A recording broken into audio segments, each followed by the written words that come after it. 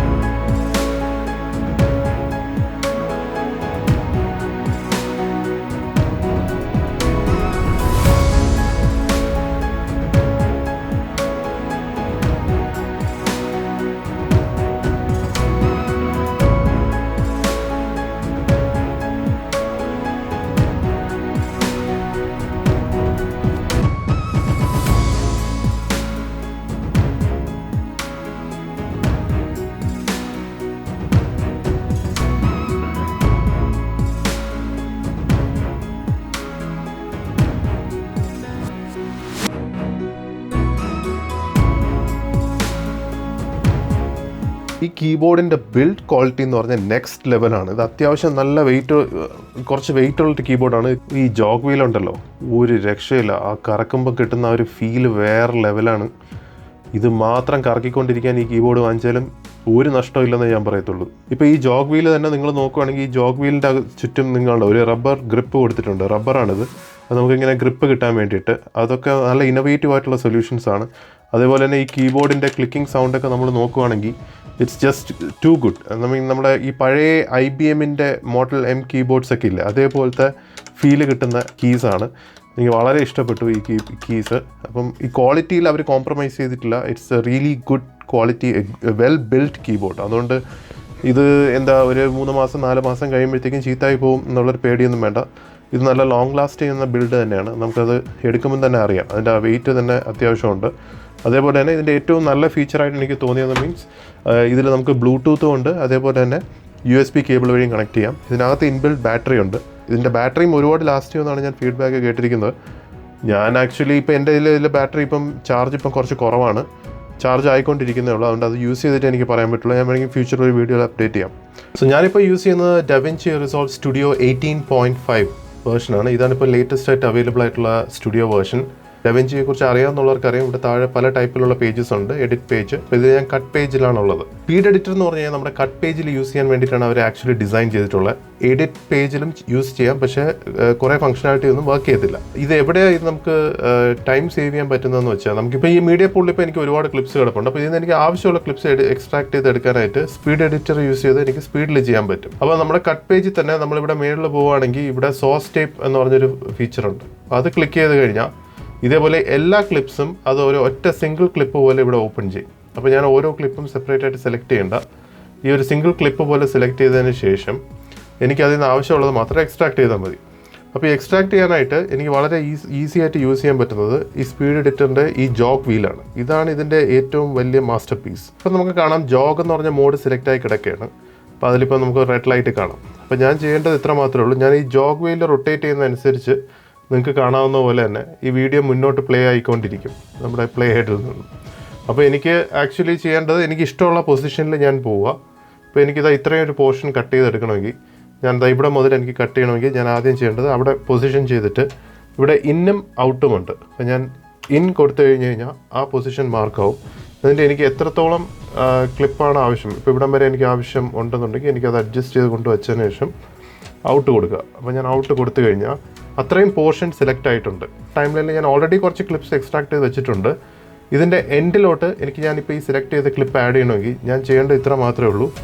ഇവിടെ അപ്പെൻഡ് എന്ന് പറഞ്ഞ ബട്ടൺ ഉണ്ട്, അത് കൊടുത്തു കഴിഞ്ഞാൽ ഇത് ഓട്ടോമാറ്റിക്കലി ആ ക്ലിപ്പിനെ എക്സ്ട്രാക്ട് ചെയ്ത് ഇങ്ങനെ താഴെ ആഡ് ആകും. അപ്പം ഇത് വളരെ യൂസ്ഫുൾ ആണ്. കാരണം എനിക്ക് ചുമ്മാ ഇങ്ങനെ ജോഗ് ചെയ്ത് പോയിട്ട് എനിക്ക് ഇനി അടുത്ത് ഇവിടെ നിന്ന് എടുക്കണമെങ്കിൽ ഇൻ കുറച്ച് ഫ്രണ്ടിലോട്ട് പോവുക, ഔട്ട്, അപ്പെൻഡ് കൊടുത്തു കഴിഞ്ഞാൽ നിങ്ങൾക്ക് കാണാവുന്ന പോലെ ടൈം ലൈനിൽ അത് ആഡ് ആയിക്കൊണ്ടേയിരിക്കും. കാരണം എന്ന് പറഞ്ഞാൽ നമുക്ക് ഒരുപാട് ടൈം സേവ് ചെയ്യാൻ പറ്റും. ഇത് കൂടാതെ തന്നെ ഇതിൽ വേറെ ഒരുപാട് ഫീച്ചേഴ്സ് ഉണ്ട്. നമുക്കിപ്പം എൻ്റെ മീഡിയ പ്ലേ ചെയ്യുന്നതിലാണ് ഇപ്പം ഈ ജോഗ് വീൽ മൂവ് ചെയ്യുന്നത്. അപ്പോൾ ഞാൻ മേളിൽ നിങ്ങൾക്ക് കാണുന്ന പോലെ എൻ്റെ ആ ഒറിജിനൽ മീഡിയ എന്നാണ് പ്ലേ ചെയ്യുന്നത്. ഇപ്പോൾ എനിക്ക് ടൈം ലൈനിൽ കൂടെ എനിക്ക് ഇത് സ്ക്രബ് ചെയ്യണമെന്നുണ്ടെങ്കിൽ വളരെ എളുപ്പമാണ്. ഇത് ഇവിടെ നിങ്ങൾക്ക് കാണുന്ന പോലെ സോഴ്സ് ടൈം ലൈൻ എന്നുണ്ട്. ഇപ്പോൾ സോഴ്സിലാണ് ഞാൻ ടൈം ലൈൻ സെലക്ട് ചെയ്ത് കഴിഞ്ഞാൽ ഇനി ഞാൻ ജോഗ് വീൽ കറക്കുമ്പോഴത്തേക്കും നിങ്ങൾക്ക് കാണുന്ന പോലെ ടൈം ലൈനിലാണ് ഇത് മൂവ് ആവുന്നത്. ഇപ്പോൾ എനിക്ക് ടൈം ലൈനിൽ ഇപ്പം ഈസി ആയിട്ട് എന്താ പറയുക, ഇപ്പോൾ ഡിലീറ്റ് ചെയ്യണമെന്നുണ്ടെങ്കിൽ എനിക്ക് ഡിലീറ്റ് ചെയ്യാം. ഇപ്പോൾ ഇത്രയും പോർഷൻ ഡിലീറ്റ് ചെയ്ത് കളയാം. ഇതൊക്കെ എനിക്ക് ടൈം ലൈനിൽ കൂടെ ഈസിലി ഇത് മൂവ് ചെയ്ത് ചെയ്യാം.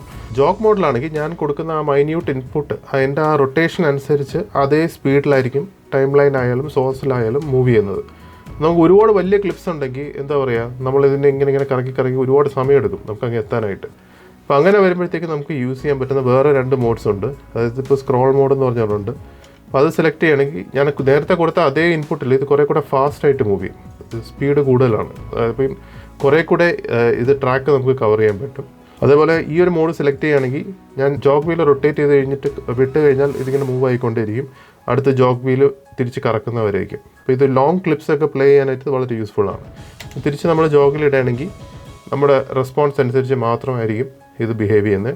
തിരിച്ചെനിക്ക് സോസിൽ നിന്ന് എന്തെങ്കിലുമൊക്കെ എടുക്കണമെന്നുണ്ടെങ്കിൽ ഈസി ആയിട്ട് സോസിൽ പോയിട്ട് എനിക്ക് വീണ്ടും സോസിൽ ചെയ്യാം. അപ്പോൾ ഇത് വെച്ചിട്ടാണെങ്കിൽ നമുക്ക് കീബോർഡ് മൗസ് 2 ഇത് യൂസ് ചെയ്യേണ്ട. ഇതിപ്പോൾ ഒന്നാമത് ബ്ലൂടൂത്ത് വഴിയാണ് ഞാനിപ്പോൾ കണക്ട് ചെയ്തിരിക്കുന്നത്, കേബിൾ കൂടെ അല്ല. എൻ്റെ കൗച്ചിലോ വല്ലതും ചാരി ഇരുന്നിട്ട് ഇത് മടിയിൽ വെച്ചിട്ട് എനിക്ക് ഈസി ആയിട്ട് ഒരു റഫ് ഔട്ട്ലൈൻ എനിക്ക് ആദ്യമേ എക്സ്ട്രാക്ട് ചെയ്തെടുക്കാം എൻ്റെ ഈ ഒരുപാട് ക്ലിപ്സ് ചെയ്യുന്നു. അത് കിട്ടിക്കഴിഞ്ഞിട്ട് പിന്നെ എനിക്ക് ഡീറ്റെയിൽഡ് ആയിട്ടുള്ള വർക്ക് വേണമെങ്കിൽ പിന്നെ ചെയ്യാമെന്നുള്ളതേ ഉള്ളൂ.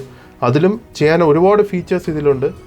ഈ കാണുന്ന കീസ് മാത്രമല്ല, ഈ കീസിനൊക്കെ വേറെ കോമ്പിനേഷൻ കീസും ഉണ്ട്. അങ്ങനെ ഒരുപാട് ഫങ്ഷനാലിറ്റി ഉണ്ട്. എല്ലാം ഞാനിപ്പോൾ ഇവിടെ കാണിക്കുന്നില്ല. ഞാനിതിൻ്റെ ബേസിക്കായിട്ട് ആൾക്കാർ യൂസ് ചെയ്യുന്ന ഒരു പ്രൈമറി ഫങ്ഷനാലിറ്റി മാത്രമാണ് ഞാൻ കാണിച്ചത്. ഇതിൻ്റെ തന്നെ കുറേ കൂടെ ഒരു അഡ്വാൻസ്ഡ് കീബോർഡും കൂടെ ഉണ്ട്, കുറേ കൂടെ ഫീച്ചേഴ്സ് ഉള്ളത്.